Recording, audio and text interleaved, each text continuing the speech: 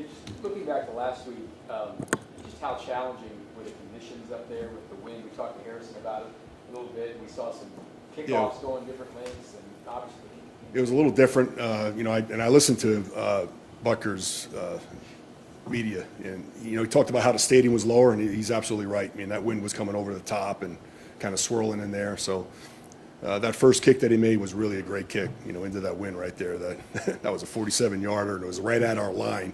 Our line was 48, and he made that kick, which was huge at that point, kind of stopped the bleed, and they scored, we scored, kind of settled everybody down. Very, very, very critical in that game. Anything on NC Bank? Excuse me? The Ravens stadium that you know about as far as We played there. Obviously it was 21. I can't remember exactly. It'll be game to game. We go in and we really evaluate, the day, what happens during that day that you're there. So it's always different. What do you think about Justin Tucker and Harrison Butker? They're both great kickers. I mean, obviously, Harrison is.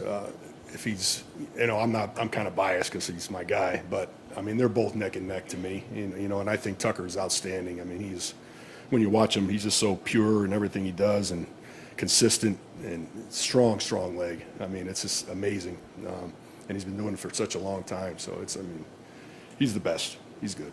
Dave, along those lines, we're all talking about Patrick and Lamar. I mean, from your perspective, are you going to just thinking about Justin and I mean, I try to, I'm trying to have Butker just focus on himself. If you start thinking about what he's doing, there's no sense in that, really. They're not really going against each other, really, in a sense. So, the only time they really see each other is in pregame when they're looking at each other's kicks. So, other than that, it's they both. It's a friendly competition. Obviously they look at each other, they admire each other. I'm sure.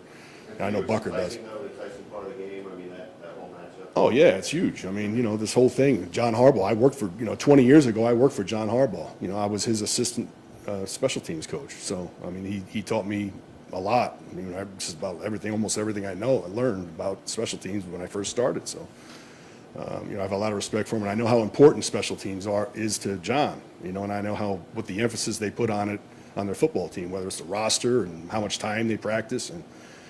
So all those things, the personnel, the guys they have, the coaches, Chris Horton and Randy Brown, those guys are great coaches, So, we know we got our hands full, and it's, when you put on the tape, you see it. You see how hard the guys are playing, the schemes that they have. It's going to be a great challenge, and it's a game within the game. In this game, a close game could come down to special teams, and it's going to be a great battle.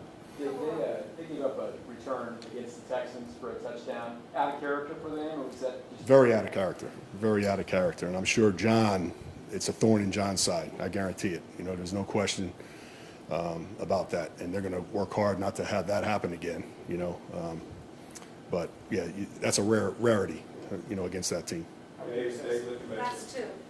Dave, looking back to the last week, Bills decided to go for it, faith on that faith fourth down. Yep. What were you telling your guys? Were you guys expecting that, or? It was fourth and 5 at the 30. So, every time you come on the field with your punt return, the first thing you want to do is play defense first. And that's all we always talk about that. We want the ball back. So it's always that. And you heard Bolton as he was coming off the field, watch the fake. And that's every time it's watch the fake. Unless it's, 4th and 25 or so, But anytime it's close like that, you'll hear guys say that. Just a reminder for everybody. And our guys, the 6 guys that were inside the box did an outstanding job. They saw it, they read it, they didn't get reached, they stopped it, and made it cut back. Leo and Cole Christensen made the tackle. I'm so proud of those guys, the way they rose up and made a play.